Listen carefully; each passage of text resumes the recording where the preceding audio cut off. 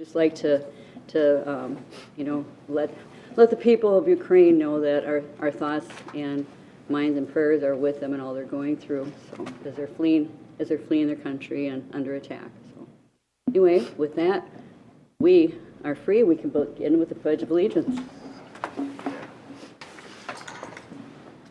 I pledge allegiance to the flag of the United States of America and to the republic for which it stands, one nation, under God, indivisible, with liberty and justice for all.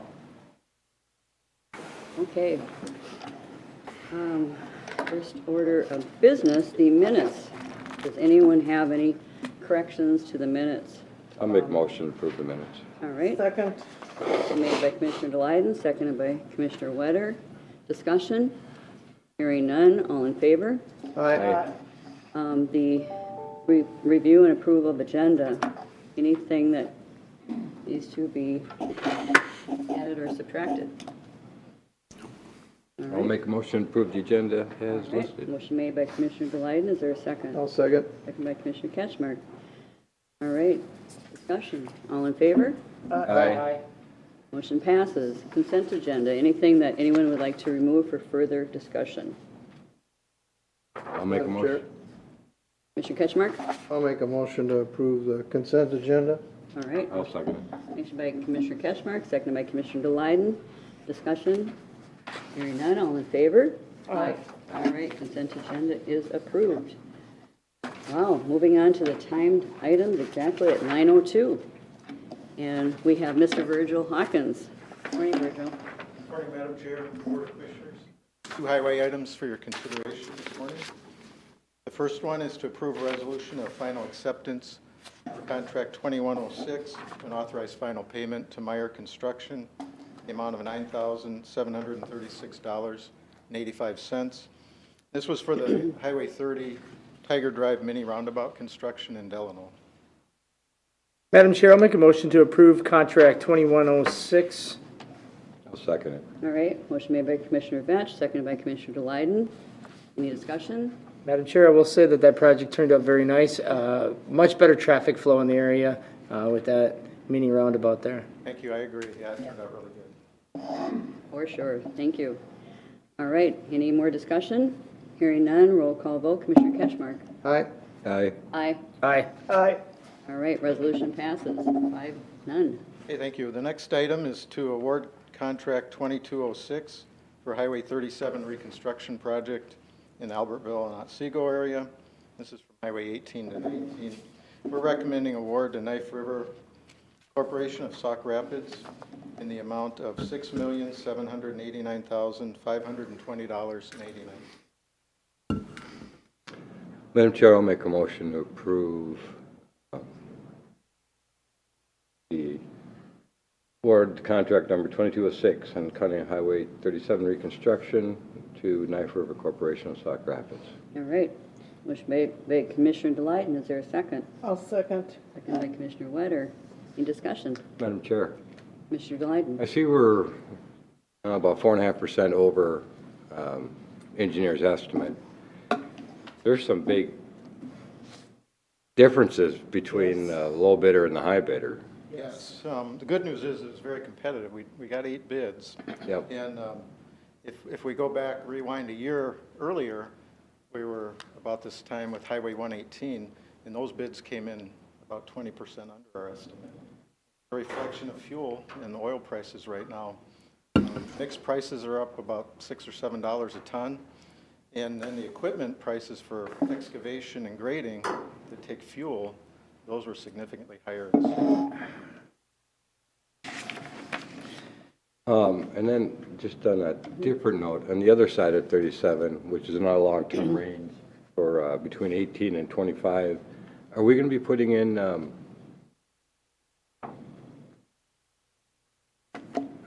sides on the roads? Sides on the roads? Shoulders? Shoulders. Thanks. Yes. Gosh. Yeah, that Brain road- fart. Yeah, moving further to the west on 37s in our long, it's coming up in our 5-year plan that we're in the process of updating. We're going to be putting that in, and it will be built to standards, which will have. Okay, good. 6-foot shoulders. Good, because it'll be nice to have it all the way, because we got it on the west side of 25, and now we'll have it on the east side of 18, so it'd be nice to finish it all the way. That'll be quite the, Madam Chair, that'll be quite the project though, because there's some pretty steep embankments along that 37 between 25 and 18. Yeah, there is. They're going to But it, Challenge. All the easy ones have been built. We're dealing with the challenging ones. be, well, especially because I'm sure you'll straighten out some of those curves if you're probably going to do that. I'm guessing that's the standard, is to try and get away from those 90 degrees as much as you can. yeah, it'll be tough on that one. Oh. But The it'll be lake nice doesn't to help. Pardon? The lake doesn't help. No, it doesn't. All right. Did you have, No, I says it just never does, all right. lakes. If there is no more discussion, call for a vote. All in favor of awarding the contract? Aye. Aye. All right, motion passes. Thanks, Thank you. Virgil. All right. Oh, we're 1 minute ahead of schedule, Elizabeth. But by the time you got here, we might be at 9:07, yeah. Good morning, Madam Chair, Commissioners. Today, I am here to ask for your direction on the appropriate action for starting construction on the dental clinic project. We sent a memo on Friday, and it is included in the packet, just outlining kind of current state, where we're at, and some risks associated with moving forward without our grant agreement, because that is one piece we are still waiting on. Alyssa Harrington from Flaherty and Hood is online, and I'm going to turn it over to her to kind of walk you through this. All right, welcome. Thank you, Board Chair and board members. Are you able to hear me clearly? We can't quite hear you, but maybe we can turn it up. Yeah, it's here. Is this any better? Yep, Yep. it is, thank you. Wonderful. Thank you. Board Chair and board members, today, as Elizabeth said, I am here to discuss some of the risks involved in moving forward with the construction of the dental clinic without a grant agreement in place. As noted in the memo, which has been shared with you all, we have come to a place where the remaining tasks to get the grant agreement approved by the state and able to be entered into by the county are more or less administrative tasks that are left to be done. We are still waiting on the state to approve a use agreement, which is often a back and forth process, which we've been working on with the MMB staff. And then the county attorney's office has been working diligently as well on the Torrens process to separate the two parcels. Both of those are things that will take still some time to get to be finished, and are both more or less tasks that just need time to be completed. There's not a high risk of either of them derailing the entirety of the project in any way. It's more of a formality to get those two pieces in place to be able to finish the grant agreement.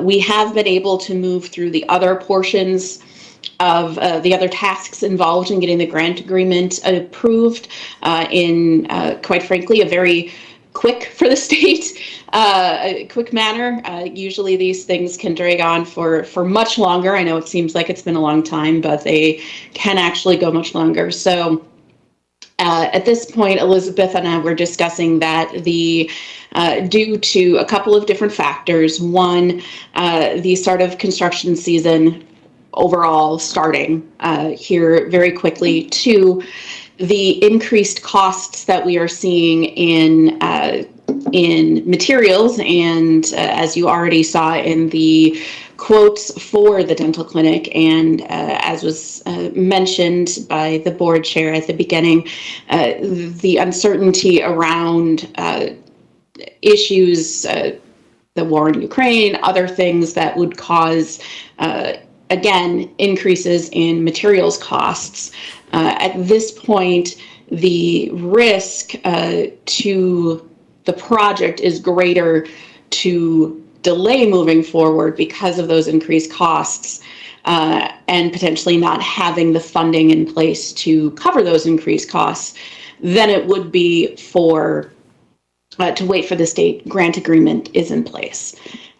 As it says in the memo, there is always that very small but minuscule possibility that something would go terribly wrong with the use agreement or the Torrance process. Although, as I noted, both are more of an administrative process that's just a matter of getting all the pieces in order and approved. So we don't see a very minuscule risk of anything happening in those cases.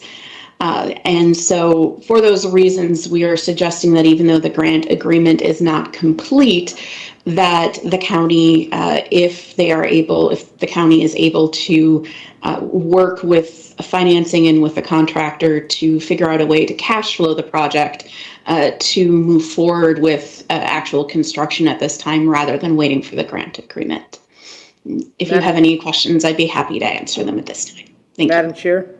Rich? So I have two questions. One, I would assume because staff wouldn't have brought this forward if we weren't able to realize these expenses against the grant, because I know typically with bonding, you can't reimburse yourself for expenses that have already incurred, but I'm guessing we're far enough along in the process that we can recapture those expenses?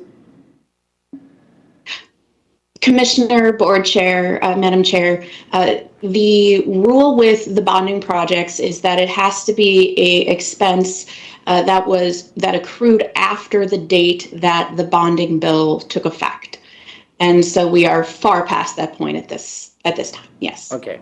The second part of it is I'm a little bit nervous about the use agreement, but my question about it is the use agreement married to community dental, or is it married to the dental type use? I just don't want to give because if the negotiations get tricky, I don't want to be married, because otherwise my hand is very tipped in one direction. If it's with that particular user, I'd be a little bit nervous in going forward. Commissioner, Madam Chair, to be clear, what we are waiting for is the last approvals from MMB. The use agreement has already been fully negotiated with CDC. We have preliminary approval from MMB.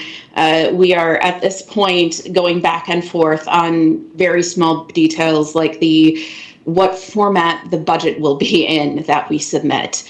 And those types of items. It is not at this point anything substantive in the agreement that is changing. Thank you. And certainly, getting bonding from the state has not been a simple process by any means. So, Government, thank you. what do you expect? So we appreciate the diligence of everyone involved with this, but any concerns?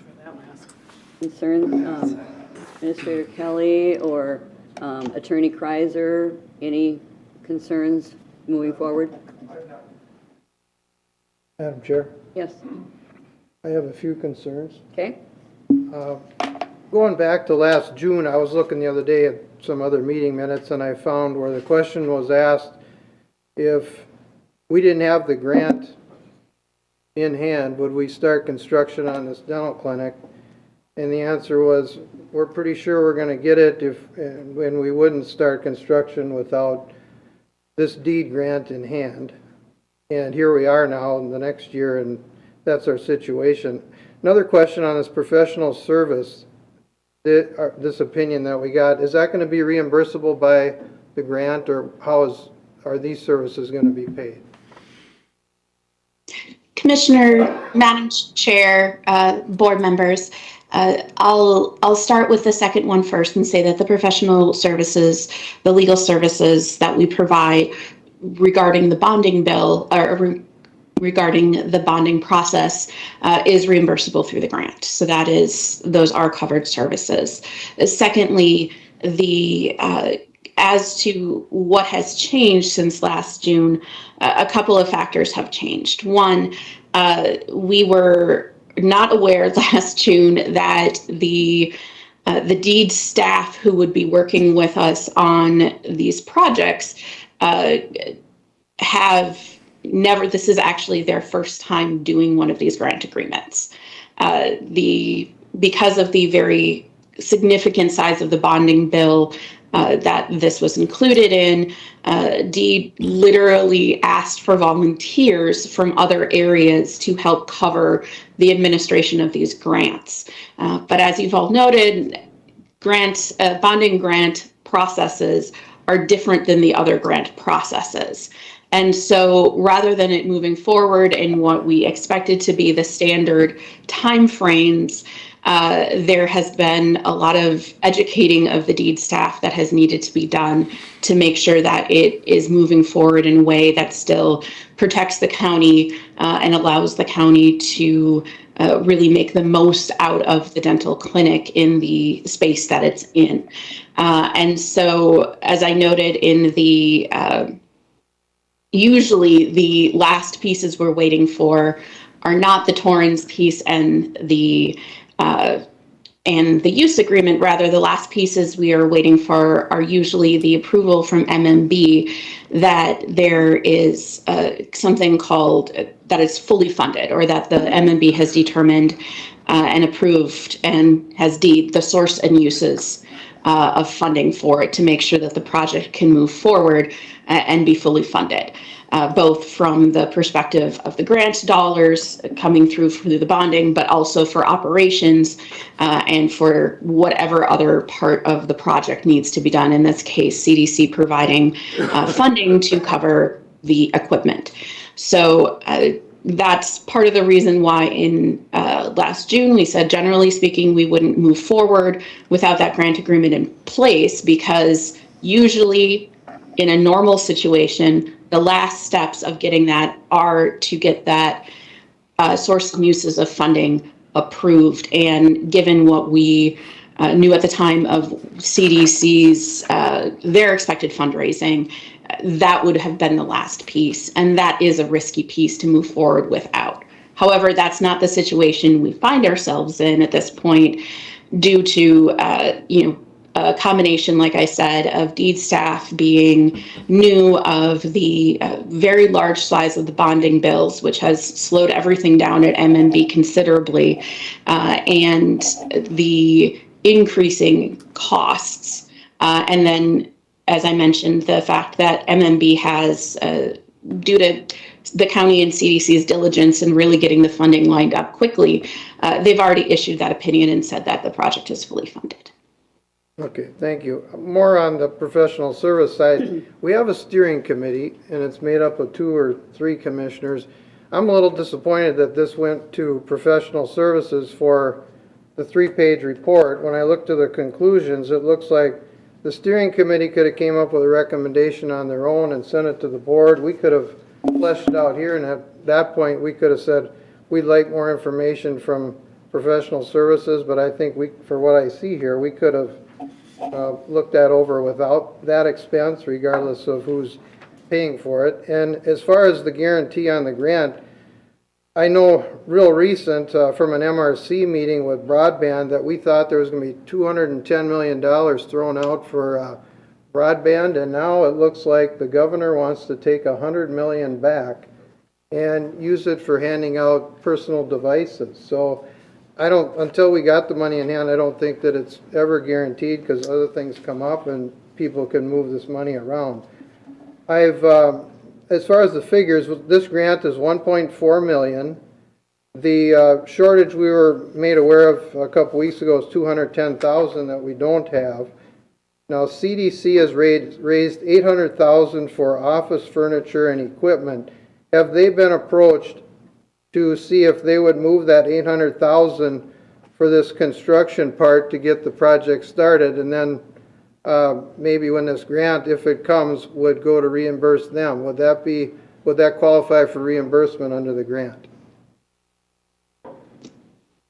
Madam Chair, Commissioner, board members, I can't speak to the issue of the funding. That's something that either the task force or Elizabeth would be looking at specifically. As to the reimbursable nature of it, as I said, anything that is an approved expense that is accrued after the date that the bonding bill is effective is eligible for reimbursement. How that gets done is a little tricky. The grant does have to flow to the county first, certainly because the county is the applicant and recipient.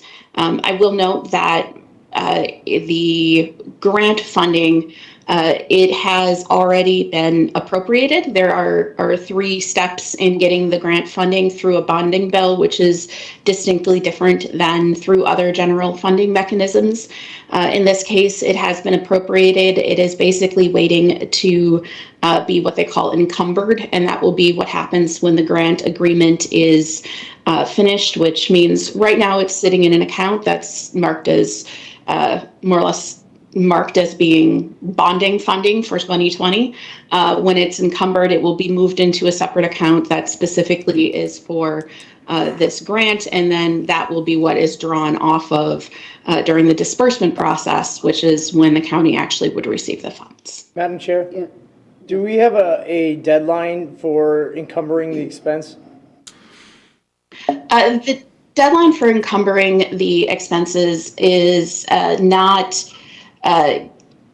is one second, Commissioner. I just want to make sure that I have this correct. And my apologies. Well, you look for it. I mean, odds are, I'm guessing they give us a substantial amount of time. So our chances, that would be our biggest risk in all of this is that we couldn't get through the process fast enough to meet the encumbered deadline, which I would very much doubt would happen. Right. Speaking to Commissioner Catchmark's points about the things at the state and moving money around, this is a very detailed piece of legislation. So kind of comparing it to like the broadband, which is a very broad piece of legislation. Yeah, the governor has a lot more leeway on broad pieces of legislation, but a bonding bill, it's very detailed to Wright County, to this dental clinic. There isn't a lot of latitude to move it elsewhere. Jamie, did you have a comment? Yes, Jamie Goodrum, Yep. Health and Human Services. And my concern would kind of, I think, mirror Commissioner Vetch's, that the committee that was helping to raise the funds for community dental, I mean, a lot of them is like the Rotary, different healthcare systems, small donations, but it's all donated. So I think it would be difficult to go back to all those donors and talk about a different direction for those donations in a temporary situation. So it just feels like we went out there with all, the intent of saying, the donations are for this purpose for a CDC and set aside from the building plans. And again, I agree with what's been said so far, that I think it's just another check mark that needs to come, and it'll come hopefully very soon. I worked with a little bit with the $5 million bonding that was going on in St. Cloud and for the Mental Health Crisis Center, and they also went through a lot of these iterations back and forth, and every time it seemed like, and they've broken ground and they're moving, and it's, so a lot of the same process. So I think it will come. Thank you. Madam Chair. Catchmark? Jamie, as long as you were up there, could you tell us if the mobile dental clinic still comes to your building once a month? I know that I don't think we continued the contract in 2022, understanding that there was that the community dental center is coming. I don't believe it's coming right now. I know we will not be having the mobile dental center once we're in the new building. Okay. Madam Chair? Yeah, Commissioner Jamie, Lang.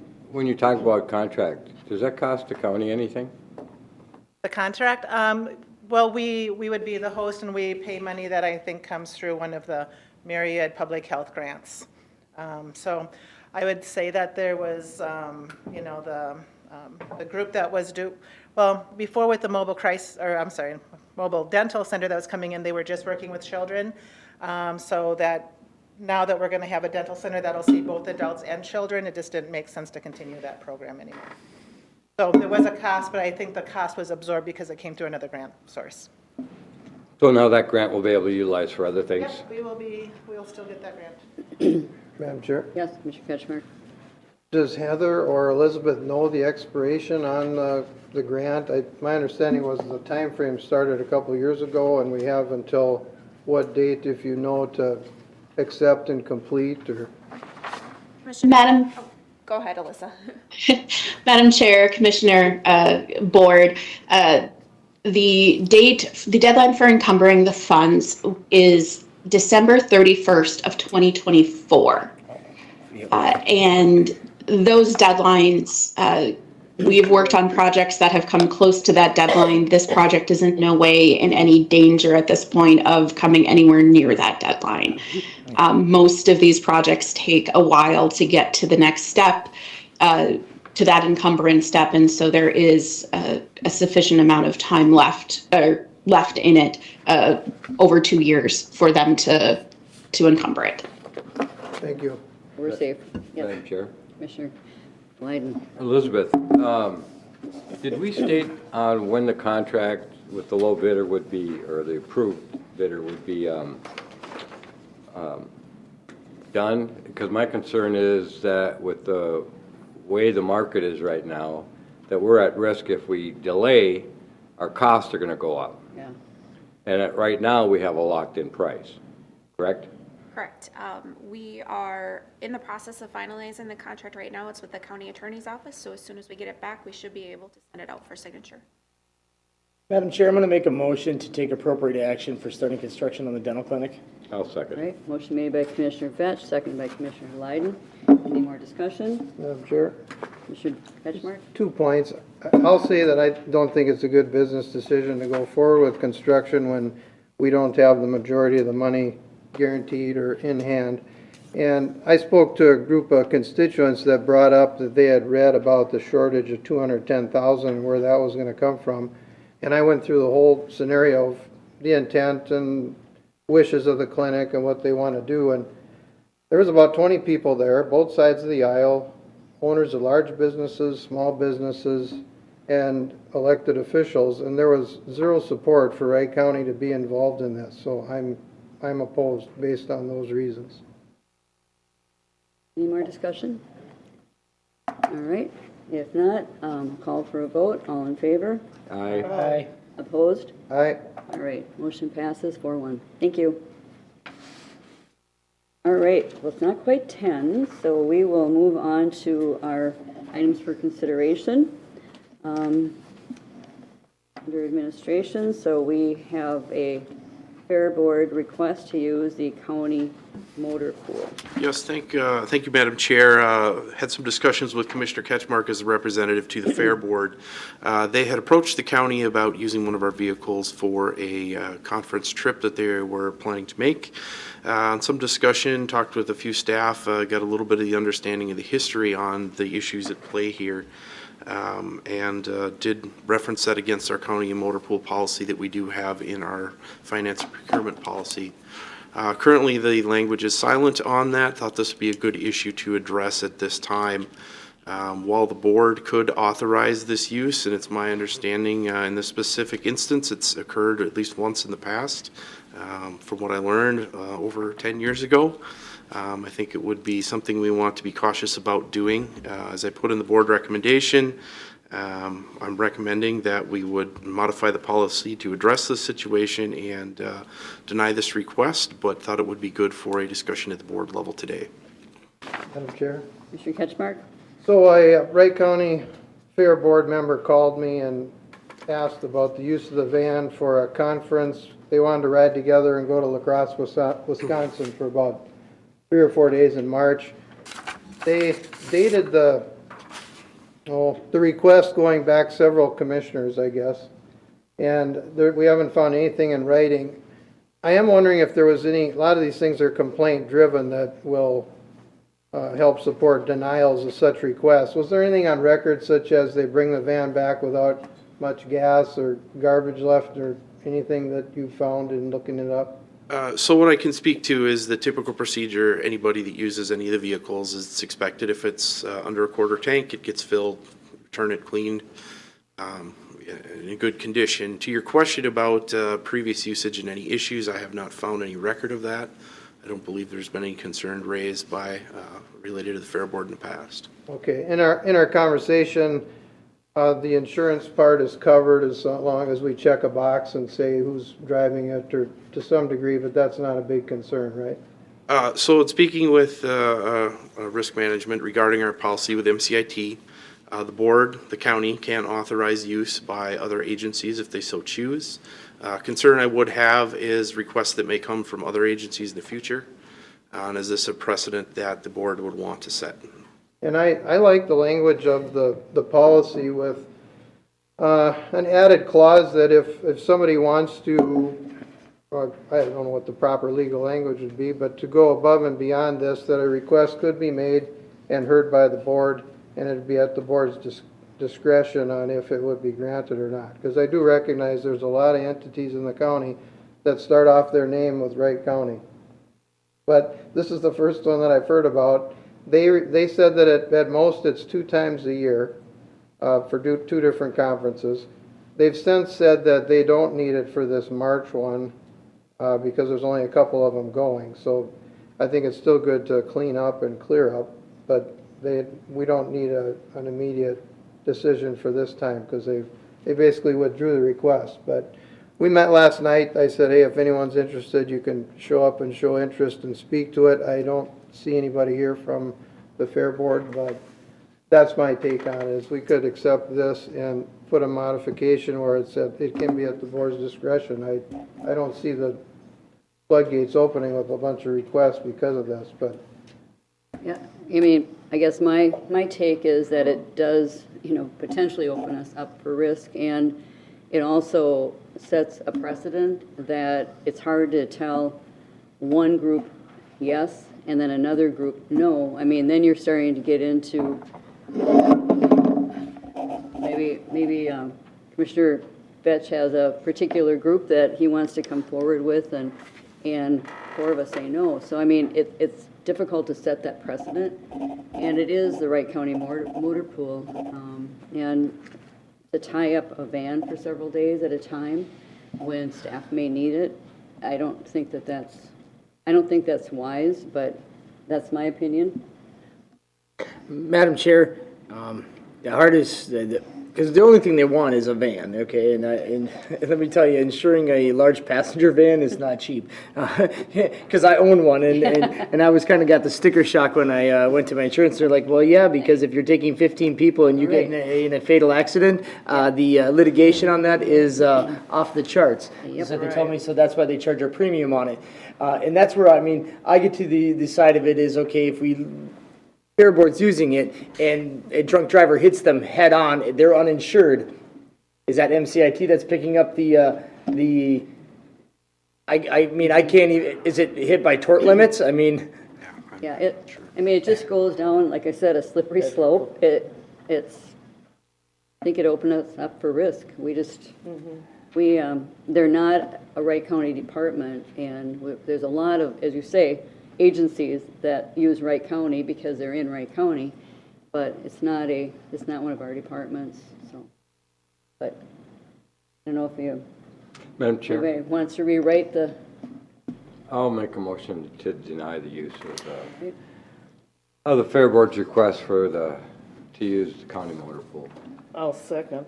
And it's just for that reason, because we've Yes, got the Historical Society, we've got other organizations That's that right. I'm just concerned. All right, motion made by Commissioner Delyden, seconded by Commissioner Wetter to deny this request. Any more discussion? Hearing none. Madam Chair, all been said. and I think there's ways you could do it if you wanted to use that and create a offset rental agreement that they could use it in charging a fee, but because that would then put the onus and the liability on them versus us. Other than if the brakes or something were bad, then there's always still some piece. But I'd rather have it being done through some sort of a rental agreement than it would be for them just pure usage. Madam Chair? It's certainly, when you're putting that many miles on a vehicle too, it does depreciate it. Madam Chair, as far as a rental agreement, because I do rent some vehicles out, that does not eliminate our risk. So I would say I don't see any way that we could eliminate our risks. All right, then even better you would know. All right. Any more discussion? Hearing none. All in favor of denying this request? Aye. Aye. Opposed? Everyone? Okay. Motion passes. Top topics for discussion at the March 15th County Board Shop. Thank you, Madam Chair. I tried to compile a list of a variety of things that have been either discussed at various meetings, or I felt it would be good to have an update on. Certainly, topic A is a standing item, and we'll address that as it comes. Thought it would be wise to have an update on the Health Partners Clinic, as well as they've approached us about offering medications at that clinic. I think it would be wise for the board to have some discussion on that, and I can send out more information on that issue. As you know, we have been meeting in a subcommittee regarding the legal services RFP. We do have some additional interviews yet this week. Thought it would be good to report back to the workshop on that with some potentially a recommendation of how to proceed. Was approached about some information from XL and their upcoming plans for carbon-free, and wanted to discuss that, bring that forward. At a prior board meeting, we had some discussion about position backfills and the time that it takes to get that posted and move forward. So I thought it would be good to talk about that process and ways we may be able to move that forward in a more prompt manner. Madam Chair, one thing with the legal services, I'm not sure where we'll be. Commissioner Catchmark is working very, very hard to beat up our legal services for good pricing, and most of them are holding out until after we've done all our interviews to even talk about a number of what they would do for a rate. And we're meeting again on Thursday. I don't necessarily know that we would have hammered out numbers, and I wouldn't want to disclose our pointing without having a defined rate potentially by next Tuesday. Okay. We may have an answer at that time, but there's a very good chance that we may not. Do you want to just leave it on there, and then if you have no updates, you can put no updates? Yeah, if you want to have an update, Sure, we might have something. Yeah, totally good with that. That way Just it'd be want to. on there, and then if you don't have anything, that's fine. Yeah, too. because I just, yeah. Madam Chair, at least at that point, they're gonna let us know who they've interviewed and that sort of stuff. That's true. So we don't right. have to, Yeah. you know. Yeah. There wouldn't Yeah. have to be any definitive things, just Sure. if there's an update. I just saying that there's a good chance that we won't have a recommendation to make at that time. We can maybe give you an update as to where we are, but just the way things are going right now, there's a good chance that won't be there quite yet. And also, I understand that it'd be good for us to have a retreat with our department heads, and that can perhaps be discussed at that.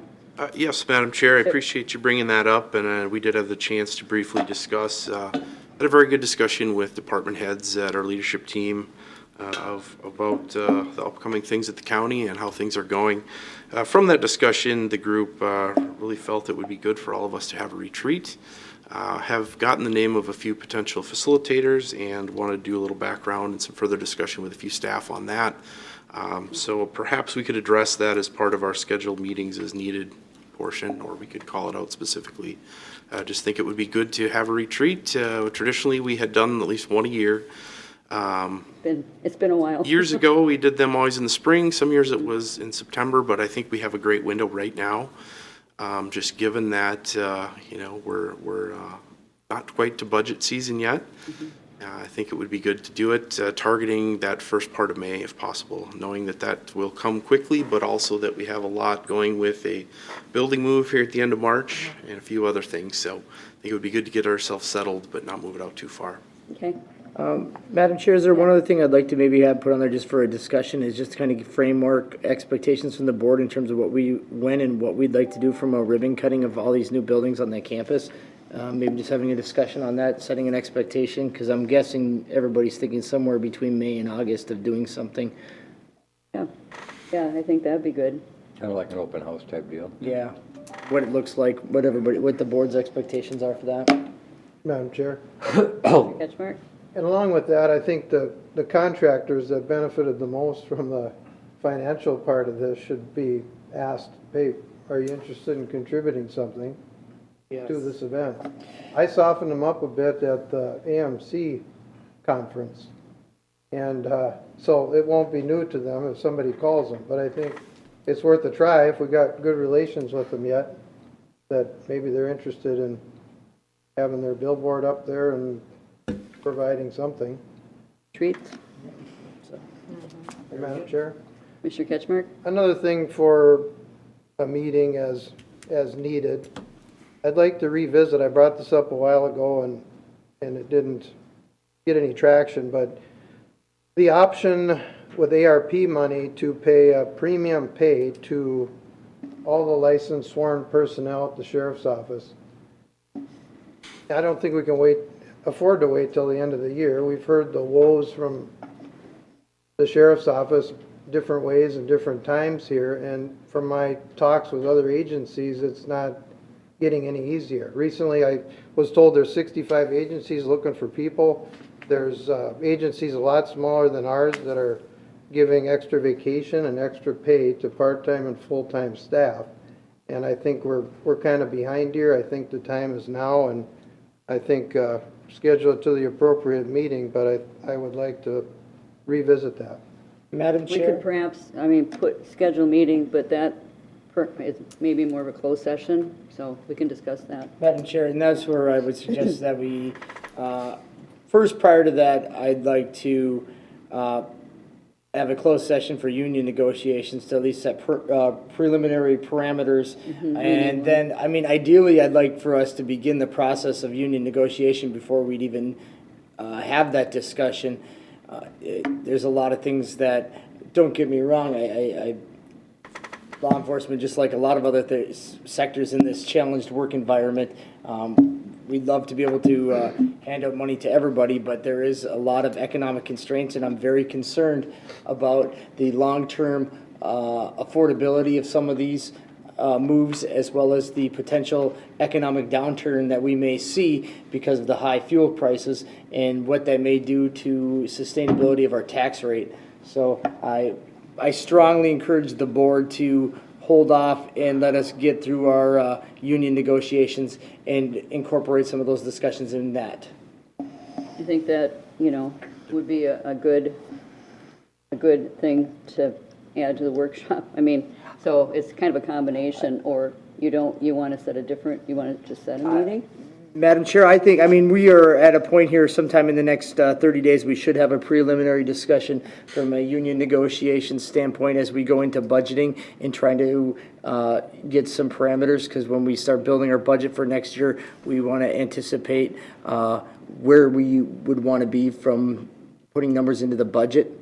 And having a closed session to begin that discussion would probably be very fruitful, at least for staff. And so we should keep that on, though, as A, because we can't kind of add it on today's agenda, but schedule meetings as needed. Yeah, we could schedule a meeting to do that. I don't necessarily know that we want to get into the discussion No, about. but just set the meeting, yeah. Yes, set the meeting, yeah. Okay. Madam Chair, so we would have some form of a meeting within 30 days. Is that acceptable? Open, closed? Well, you'd want it to be closed because it's going to be part of union negotiation. That's fine, but sooner the better. Could we get it within 30 days or so? I think we can make that happen. Just, Madam Chair, a few points to add. Certainly, I know I've had discussions with the Sheriff's Office, I've been keeping tabs on this, as well as admin and HR about what various jurisdictions have done out there. I do think it's important, as staff have been putting together our forecasting for the budget going forward for 2023, that this obviously will be, labor in general is always approximately half of our budget regardless, because we are a service organization. So to me, these discussions have to go hand in hand. I think it is appropriate to address this early in our process of labor negotiations, as it's a big factor throughout the state right now. So I think we'll get that draft of the forecasting together as best we can, and schedule the closed session not far after that. So. Yep, that sounds good. Yeah, traditionally, we've done it fairly early, but I don't know if we've done it quite this early, but that's, we can have it any time, we can. And Madam Chair, if I could, this is going to be a negotiations year this fall. A lot can change at times between May and October, depending on how things shake out. We've seen that in past years when the economy did take a dip. I'm not saying if that's going to be the case, but I think we can have initial discussions now, but may need to modify as we move through the year. Yep, that sounds good. All right, so we've got a pretty full workshop. Madam Chair, go ahead. I was wondering if the update on the recycle plant and what's going on there. When was Stantec supposed to have their final whatever, and suggestions? Attorney Kreiser? Oh. Okay. Join the fun. Madam Chair, Commissioner Wetter, you actually just got an email this morning from Ned Pettit with their Environmental Services in the Planning and Zoning Department. He started here on the 23rd, and he's already working with Stantec and trying to get an update to the board. So hopefully soon we should be getting the first draft of the technical memorandum.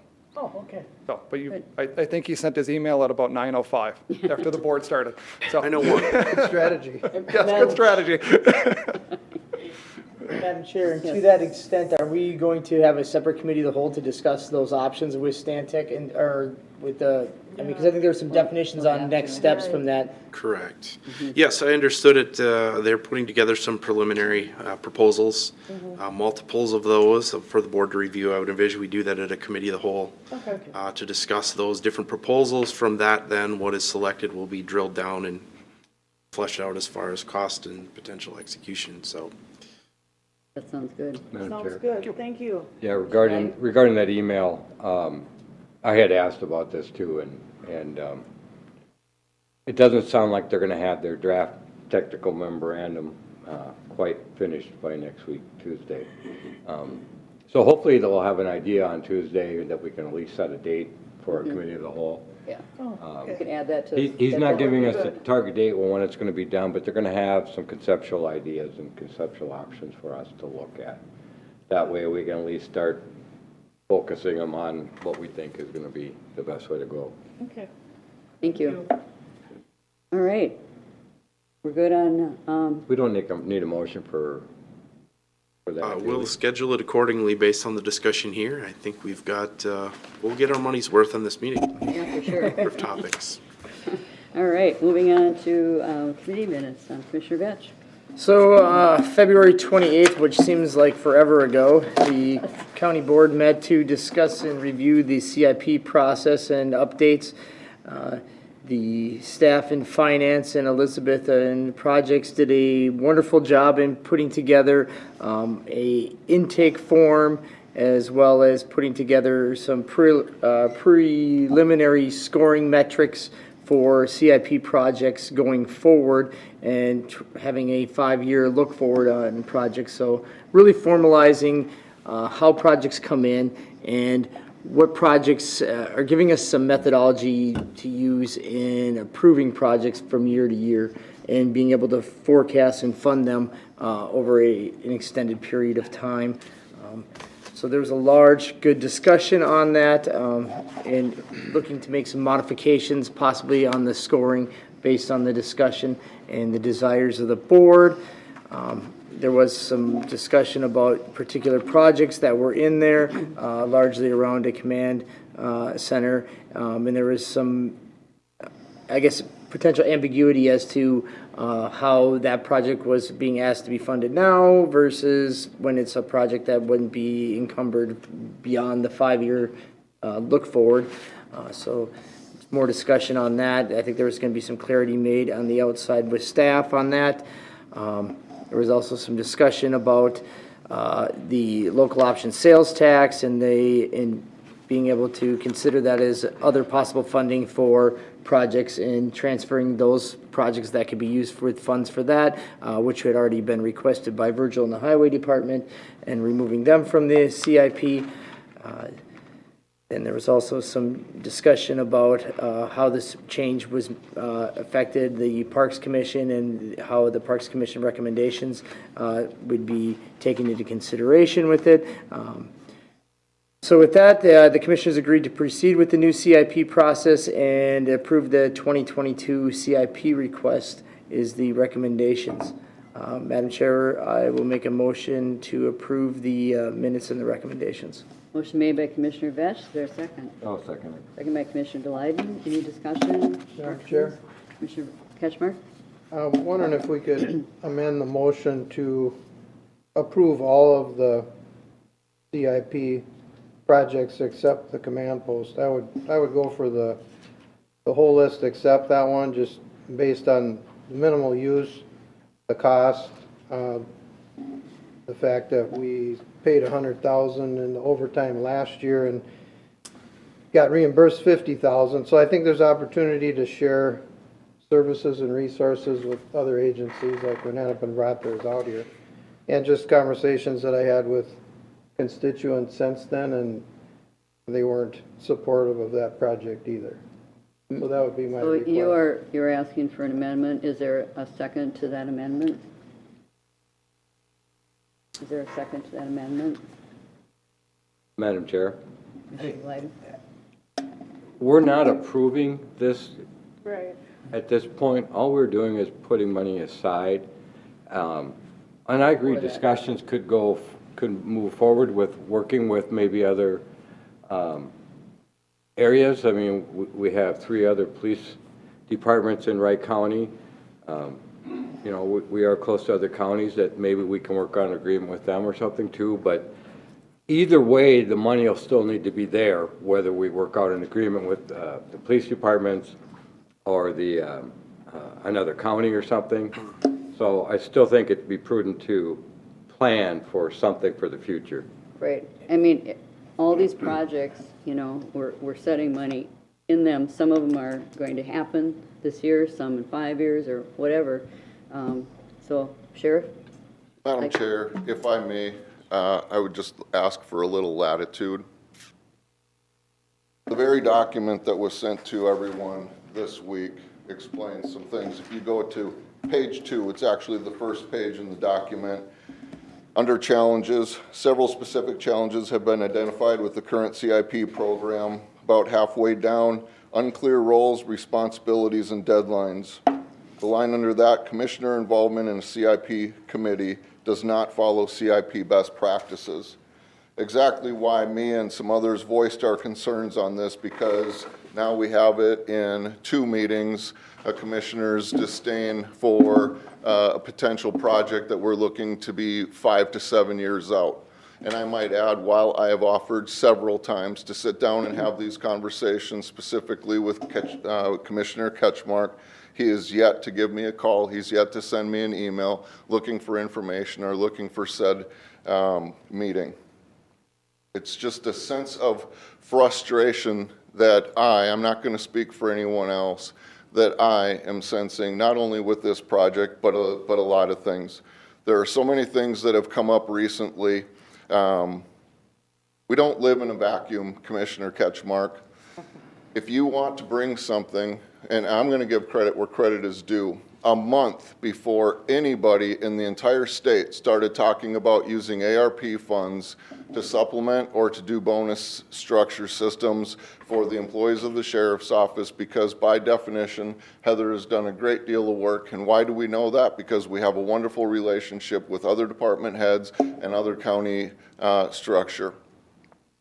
Those funds can actually be used for dispatch, jail candidates, which are unlicensed, and licensed deputies. Right now, so unbeknownst to Commissioner Ketchmark, because he has never asked me, I have a document with over 30 law enforcement agencies in this state that are offering some type of bonus structure with those very funds. I do not believe, and I know that I've said this several times, Board, and I say it with all due respect, I know that we're coming in to contract negotiations this year. I've been very patient. I'm going to sit on the outside. I know that I'm not going to be sitting in those meetings, but you all have to ask yourselves, what kind of county do you want to live in without public safety? We have $10 million a year in contracts to cities that we provide their law enforcement coverage for, and the market is unbelievably competitive right now, and I don't believe that we've seen our darkest days yet. If you talk to any sheriff across the state, in fact, there's sheriffs all over this state, they are looking at combining dispatch centers and jails right now. For the last 4 months, I've been housing all of Benton County's females because they had to close the female pod. I've also had 25 to 40 boarders from Dakota County because Sheriff Leslie had to close a pod in his jail. Why? It's all because of staffing. So we are all, as Commissioner Ketchmark pointed out in that brief little intro, and I agree, as of 2 days ago, there were 63 agencies advertising openings on the Minnesota pool line. Minneapolis is under a court order right now that they have to, by June, hire 250 licensed cops to meet the court order. They just started their academy less than a month ago. They had 14 applicants. 14 people started that academy, and as of this last week, they're down to 11. Madam Chair, This has to be, I have enjoyed a wonderful relationship with the board and other department heads. What we're seeing here is a breakdown in collaboration and some one-offs happening. I would love to be involved in those conversations that you have. It's already documented in the new CIP program that the county would like to go to, that county commissioner involvement. In fact, if you go to page 4 on that very same document, county board involvement, we're not even through step 1 yet. County board involvement is at step 5. And I'm not saying that questions can't be posed by the board. You're all elected officials and certainly privy to that information.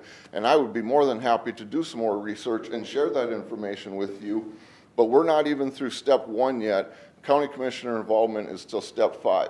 And now I've already got 2 public meetings, and it's in the minutes, that I have a county commissioner that wants to deny that project before it even gets off the ground. Madam We Chair. have to be collaborative. Madam Chair. Yeah, So first of all, I want to make sure we stay germane to the subject Right, at hand. exactly. And We're second in the middle all, of an amendment. Respectively, Sheriff, you have one board member that is not following the process, okay? So let's make sure we clarified that, because based on the conversation up here, all the rest of us are following the process, and we understand the methodology that where you're going with this. And now I'm forced to comment on some of the pieces. I respect that law enforcement is one of the highest and best use of county funds, but respectfully understand that more has to be done than just throwing money at it, because you know what? Us as county board members have to be cognizant of the affordability factors and the sustainability factors and the impact that that has to the taxpayers. And that's where I want to make sure that we take a very methodical approach in how we go forward with it and not just taking a knee-jerk reaction. I get that you're very passionate and your scope is very, very narrowed to the law enforcement of the county. We are tasked with the how does the funding come for that, and I want to make sure that we are working together to solve that problem. And Commissioner, I completely agree with everything you said. That's why I have offered before to sit down and have one-on-one meetings to answer any questions that might come up, but it has to be a collaborative effort. I agree 100%. It's not just throwing money at it, because Minneapolis just offered a $7,000 bonus and they're still not getting applicants, okay? It's more than money. And a lot of it, Wright County, we are in such a beautiful county because we have such an amazing relationship with the public that we serve. So we have that support. So that's not one of the issues, but the collaborative effort, I would love to be involved in these meetings as certainly as you start talking. I'm guessing that my staff is going to have a lot of the same information that we've had. So as you guys start those conversations, what does it look like? We've already started a wellness initiative, a mentorship program, and we have a recruitment initiative. We've already been out to about 4 recruitment days.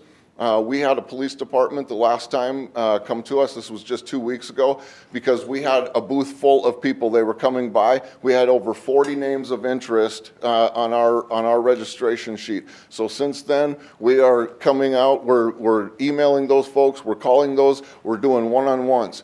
That's the out-of-the-box thinking that we need to do. But I want this to be a collaborative effort, and obviously the board knows some of the constraints that we're under and the future forecasting. That's all part of it. But what I'm saying is I enjoy a wonderful relationship with this county board. I would love to be on some one-on-one calls, and if you have questions, Commissioner Ketchmark, I'm offering it again. I would love to sit down and start working with you. I don't want this to be adversarial. There's no need for it to be adversarial. I just want to be involved in the conversation. Madam All Chair. right, back to, we had a motion, we had a second, and then a proposed amendment. Is there a second to that proposed amendment? Is there a second to that proposed amendment? Is there a second? It dies for lack of a second. So we will proceed to our vote. Madam Chair, since I was addressed personally by the sheriff and Commissioner Vetch, I'd like the opportunity to respond on the point that I wasn't following the process and was the only commissioner not following it. Would I be able to do that? Let us have a vote. we've got a lot of people waiting for our 10 o'clock Well, that's process. fine, And but- then, yes, and then but you the- can make a comment. They were allowed to speak outside of the scope of what we were trying to decide, which was CIP. That's true. All right. So we are voting on the minutes and the recommendation from our CIP meeting. All in favor? Aye. Any opposed? All Right. right. Carries 4-1. All right. So we've got some real important people joining us this morning. Madam Chair, I do think with this, we do have to give Commissioner Ketchmark a minute. I thought we'd do it after. You want to do it at the end of the meeting? I mean, What? after this, and then, I guess I'd like to speak as in turn where it should be when the others were allowed to, and now I'm pushed aside. well, That's the way I feel. We're still in the order of that business. yeah, okay, we'll go ahead, and it's not going to be long, right? No, the point is that in that meeting about CIP, I asked 2 times if that was the proper place to speak about the background and justification of every CIP project, and Madam Chair, you told me that that was the place. I confirmed it twice. I proceeded to ask several office and department heads about those projects, and I feel like I was following the process as I confirmed. Thank you. Okay, thank you. All right, so we are, I gotta find my 10 o'clock employee and group of the year recognition. So we had some fine people. We have, I mean, our county is full of fine people, so we appreciate all of you. So we go with Mr. Kelly. Yes, thank you, Madam Chair. This is always a point of the year that I greatly enjoy. As you mentioned, we received again this year a great number of nominations for both Employee of the Year and for Group of the Year awards. This year, actually, we have 2 individuals that have been selected as the Individual of the Year and a Group of the Year also selected. I think it would be good to start out with our first being Connie Mae Cooper, who is nominated by Mr. Matthew Fomby. And Mr. Fomby, you want to say a few words?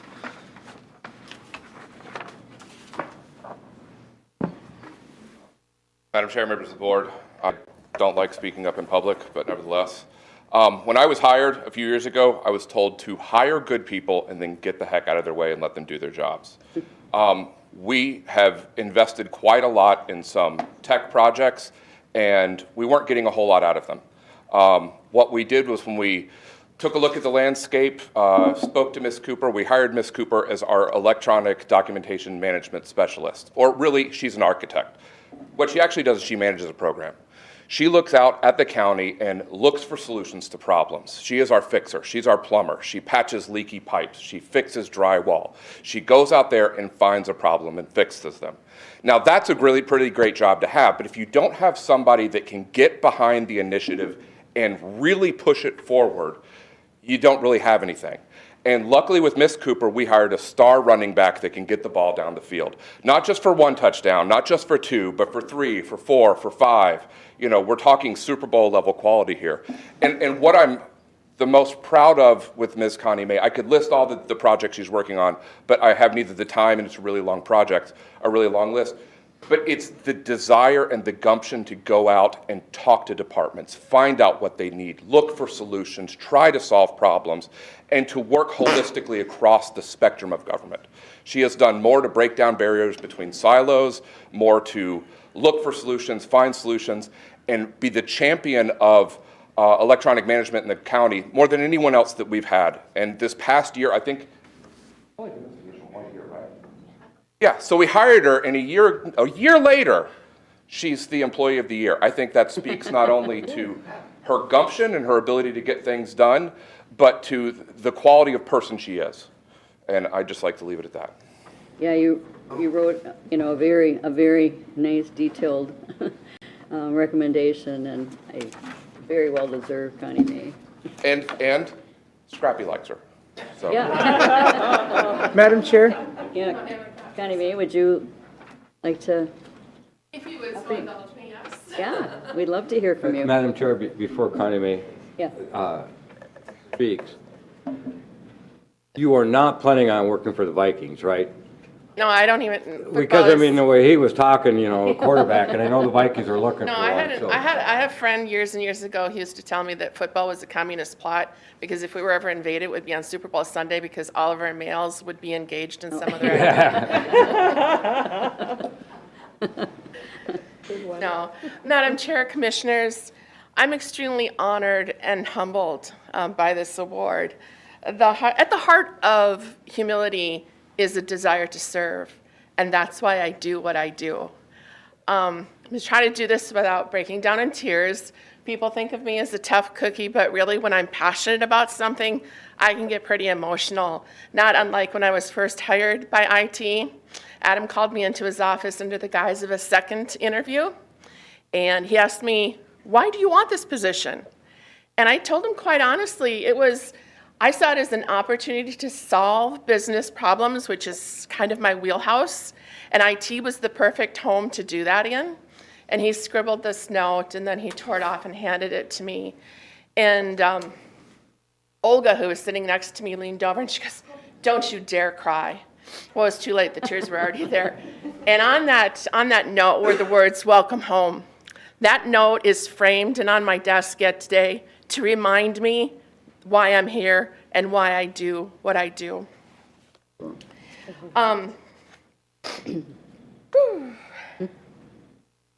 So I know that this award represents the last year of contributions, but it really is a culmination of years of effort. And in 2016, I wrote to you, the board, this note. "It is with immense gratitude that I write to you for allowing this trip to happen. As an IT staff member, professional development is critical, not only in honing my skills to best serve the county, it's also essential in growing job satisfaction. When you approve a conference like Community Live, you are saying to me you believe in me, in my ability to learn and grow, and ultimately to better serve the county. That has immeasurable value. And here we are 5 years later, and I'm delighted to know that that value is being recognized. The opportunity to serve my community and doing what I do best, which is solving business problems and digital transformation, is the best I could ask for. Bombi, as IT director, recognized a need in the county, but more specifically a need within IT, and championed the solution architect role. That role has allowed me to do the things that I have been able to do over the past year, because I've been able to focus my energy, my time, my talents to fully leveraging the on-base platform for the benefit of the entire county. Thank you for recognizing these contributions and supporting my work. Thank you.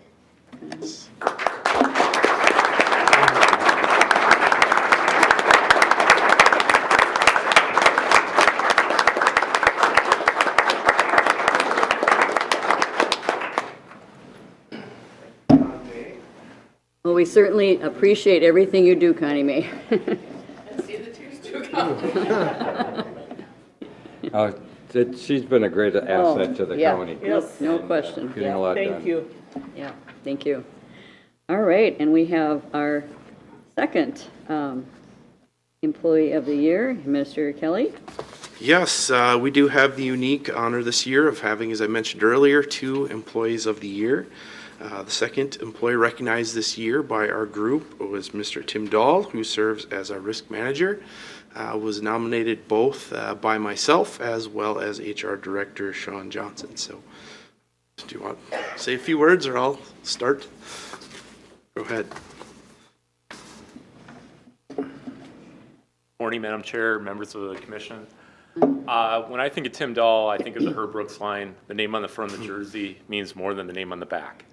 He has a thankless job. He deals with a lot of challenging issues, and also too, we give him the direction, and basically on a dime, on a moment's notice, he has to change pace and get the job done. And we saw that with COVID. We see that with our risk management program, and Tim has always risen to the challenge. He is a exemplary employee.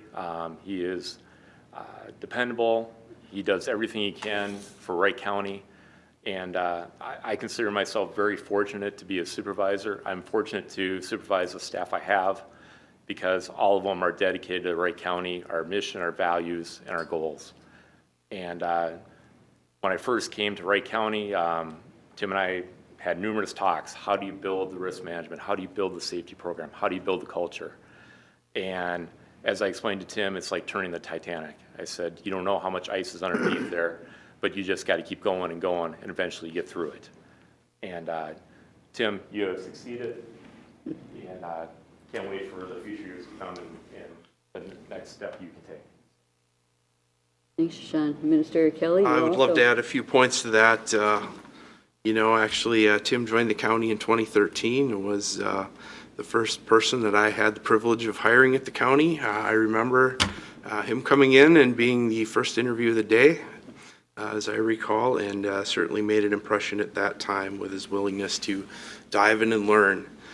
Certainly, I feel the day-to-day, it seems like at times everything is a risk management problem at some level, and Tim really has embraced that role. I mean, the day-to-day, he's responsible for overseeing a number of claims to MCIT, the workers' comp pieces that come through, the DOT drug testing, various OSHA programs, assisting with the alcohol and reasonable suspicion testing, various multiple things, certainly working on safety aspects. But I think in the last couple of years especially, it's been a challenge with COVID, and Tim has been our point person of making those connections with employees on the over 200 cases that we did have.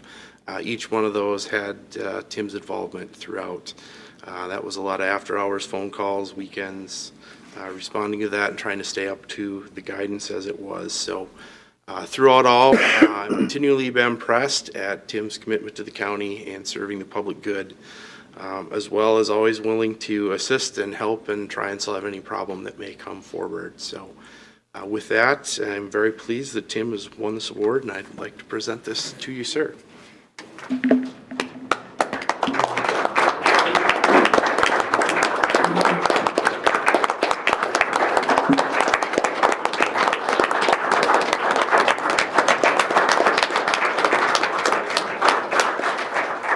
Would you like to say a few words, Tim? If I could, thank you. Yeah. Well, good morning, commissioners, colleagues, members of the public. I'm truly humbled and grateful for receiving this award for the efforts in 2021. I want to thank Lee Kelly, Sean Johnson, for their trust and confidence in me with their nomination for this award. I would also like to recognize the support that's been given to me by my colleagues. This collaboration has created a great working environment. While this award is addressed to myself, their efforts in making this possible should not go unrecognized. Since I became an employee of Wright County, I have driven my motivation from our mission statement, which is we will provide financial responsibility, quality services through innovation, leadership, and compassion. Over the past year, Wright County has many initiatives and changes to meet our mission. I look forward to this year and all we can do as one Wright County. So thank you very much. Thank you. I certainly have appreciated everything you've helped me with over the years with different, citizens, and certainly part of the safety committee, and seeing just how diligent you are. So appreciate that. Thank you very much. Madam Chair, yes, Commissioner Lane. Tim has saved the county considerable amount of money with workers' comp Yes. claims and stuff. He's done a great job. We always give him a hard time about making us say no at different things, but he's always shows us what are the risks Yes. and doesn't say that we shouldn't do something. He just lets us know, and then we can make a decision. Right. Yeah. Appreciate that. So, thank you so much. And we had a number of very, very worthy nominations for the Employee of the Year. And Yeah, Madam Chair. yes. Yeah, there was 21 Employee of the Year nominations, which is fantastic. It is. 2/3 of these, I think, are from our Health and Human Services Department. I really wish that we could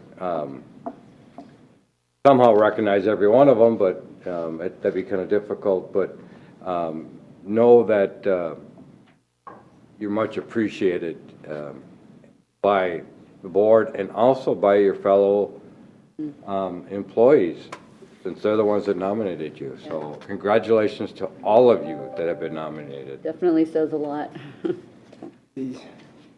I think it's great that we have a good number of people in this room here today, because this, Oh, yeah. this event, I always struggle that as government agencies, we can always do better in recognizing our employees in the great work that they do.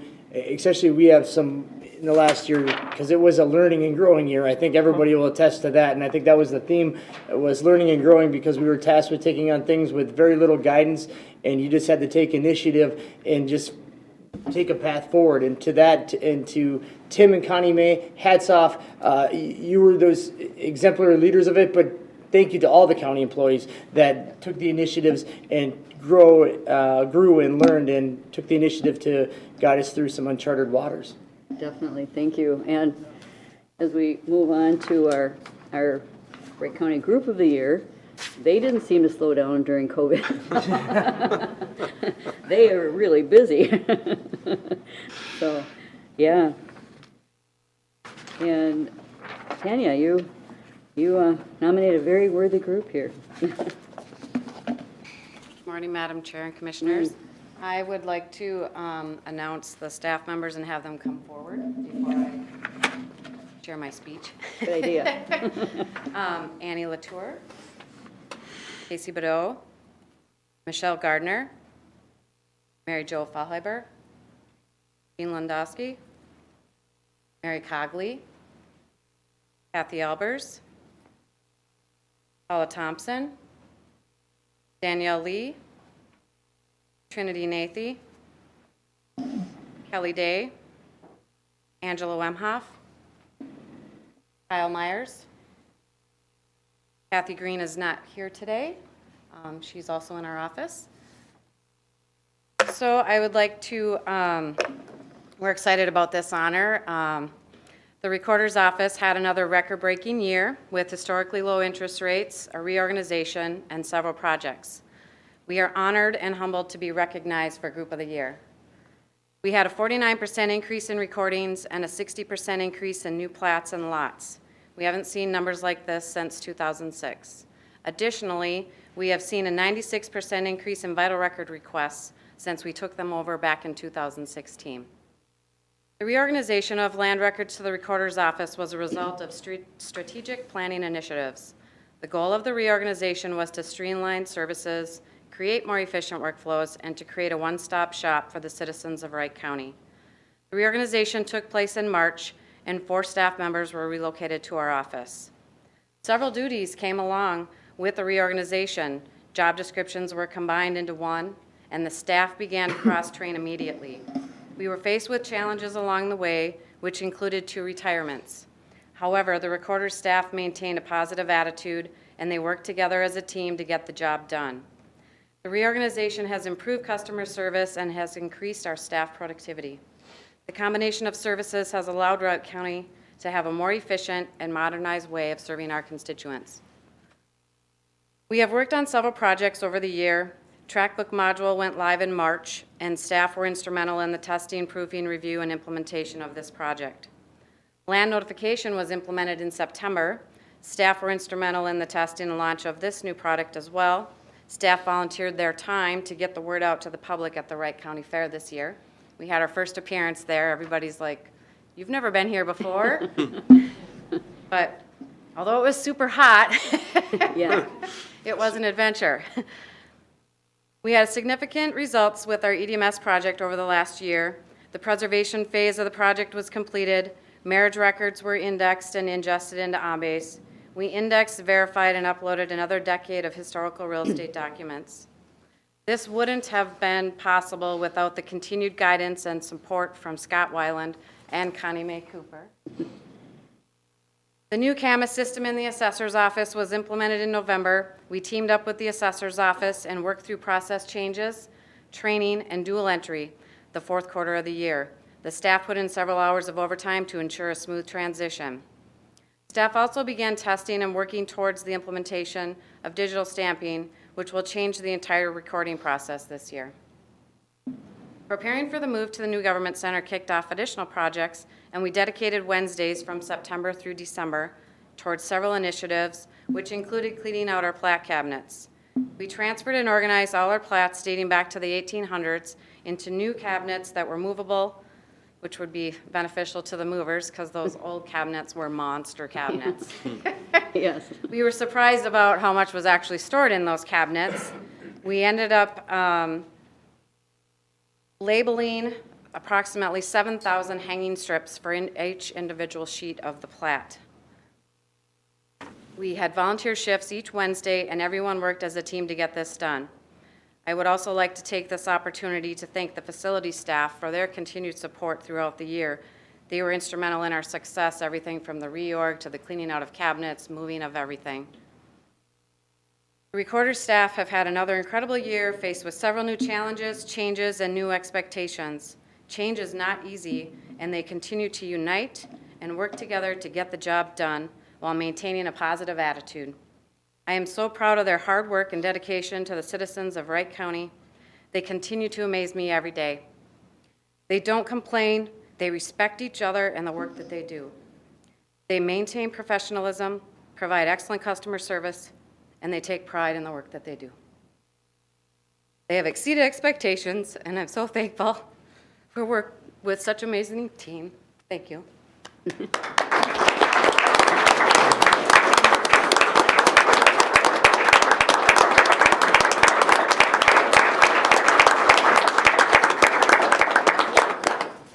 And thank you, Tanya, I mean, and everyone, but yeah, it's been, I'm amazed at what you have accomplished in the last, well, several years, but particularly the last couple, so. Just keep going forward. Yeah.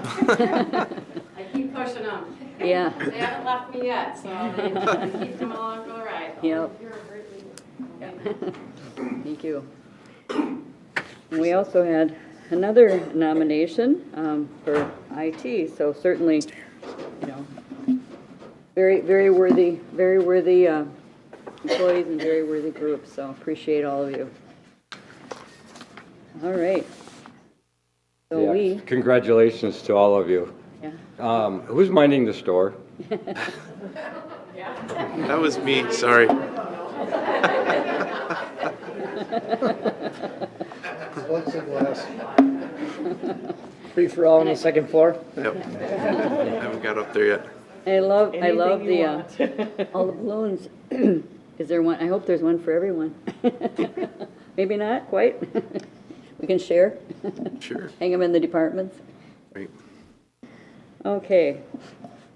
So, Madam Chair did also want to mention, we had another nomination for the IT department for the group of the year as well. yes. Thank you. To that group. Thank you too. I also would like to call out the committee that served for employee recognition this year.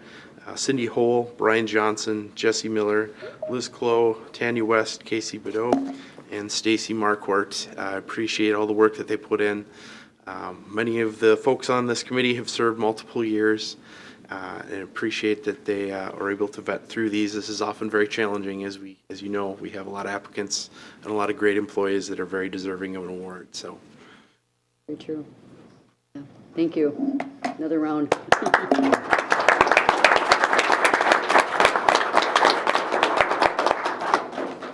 All right. I think all we have is advisory committee, advisory board updates, and we do have a 10:30 ditch committee of a whole. So if we would like to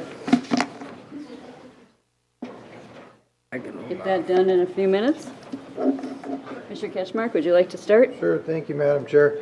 Was at a Highway 12 meeting last week, and I thought they were gonna restrict the projects to well into Hennepin on Highway 12 and County Road 90, but turns out there's a plan for several crossings to be redone from County Line Road, which is in Delano East.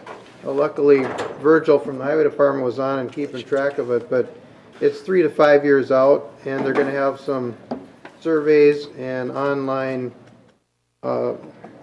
options like open houses that people can weigh in on, so that'll be helpful.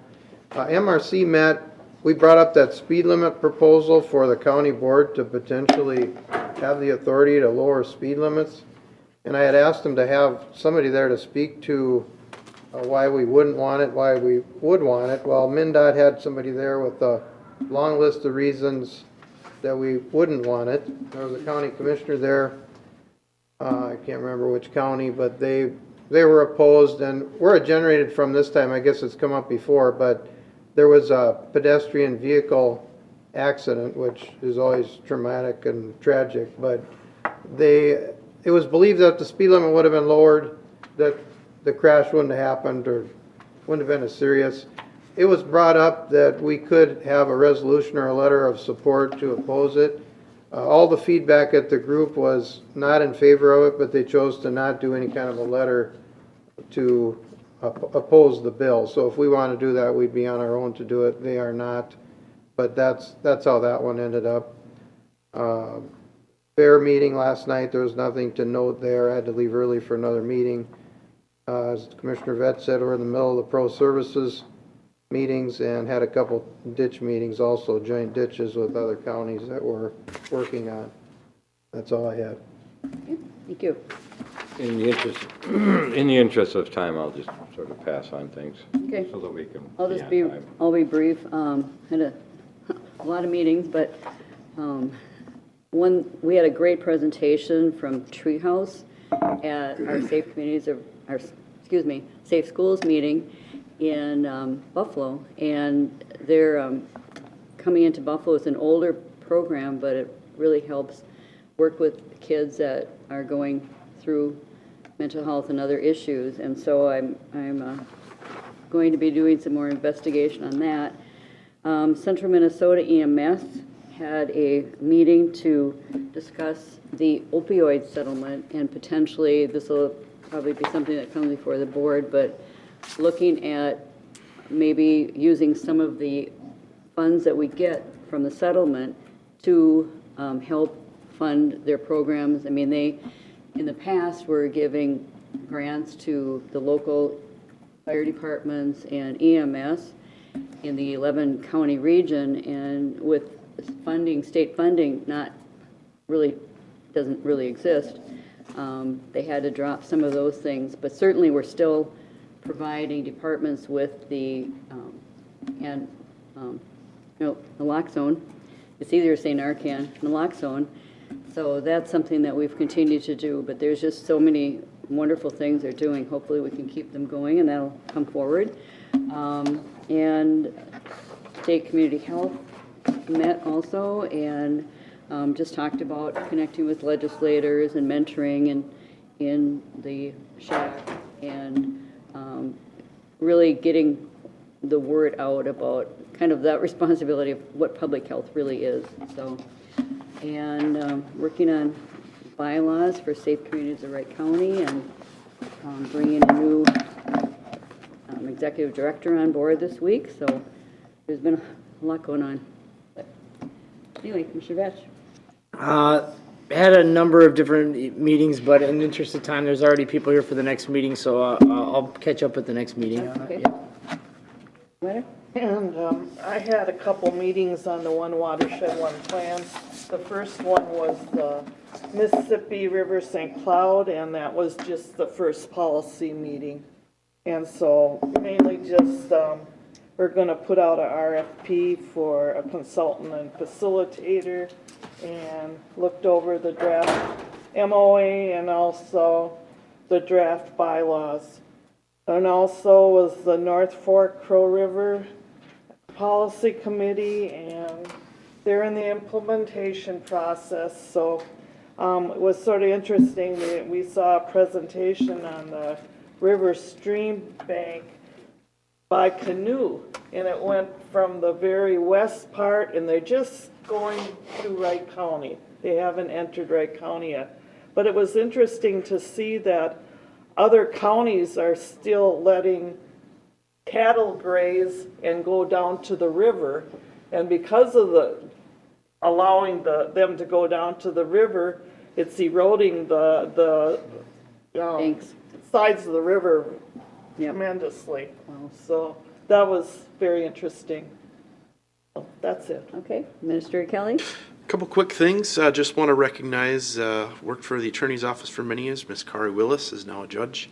Had her investiture earlier in the week for her seat in the 10th Judicial Court.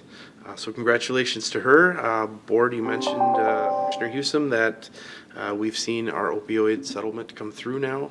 That's a large number. Was surprised to see that. Lastly, ending on a positive note, just wanted to note that registrations or reservations for campsites opened yesterday, and in the first day we did 165,000 in reservations. I know there were close to 150 voicemails that Brad Harrington returned. So kudos to Parks. Yeah. And that's always a busy day. We're very popular. I'm told there are still some sites that are available at Bertram. So Good, all right. Well, we do have it's 10:30 exactly, and we will adjourn this meeting, and we